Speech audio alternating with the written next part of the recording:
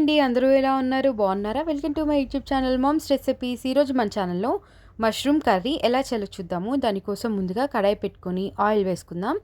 Oil వేడెక్కిన తర్వాత పోపు దినుసులు, ఎండుమిర్చి, వెల్లుల్లి, ఆనియన్, పచ్చిమిర్చి, కరివేపాకు వేసుకొని ఒకసారి అయితే మిక్స్ చేసుకుందాం. మనకైతే తాలింపు కొంచెం ఫ్రై అయిన తర్వాత టమాటోస్ని యాడ్ చేసుకుందాం. అలాగే కొంచెం కొత్తిమీరని కూడా యాడ్ చేసుకొని మిక్స్ చేసి ఒక 5 నిమిషాలు మగ్గనిద్దాము. ఇందులోకైతే పసుపు, ఉప్పును వేసుకొని కొంచెం అల్లం వెల్లుల్లి పేస్ట్ కూడా వేసుకొని మిక్స్ చేసుకోవాలి. మనం ముందుగా నానబెట్టుకున్న పచ్చెనపప్పును కూడా వేసుకొని ఒకసారి మిక్స్ చేసి మూత పెట్టేద్దాం. ఒక 5 నిమిషాలు మీడియం ఫ్లేమ్లో అయితే బాగా మగ్గిన తర్వాత టమాటోస్ కొంచెం సాఫ్ట్ అయిపోతాయి కదా. ఈ టైంలో అయితే మనం క్లీన్ చేసి పెట్టుకున్న మష్రూమ్స్ని అలాగే కారాన్ని కూడా యాడ్ చేసి ఒకసారి అయితే మిక్స్ చేసి మూత పెట్టేద్దాం.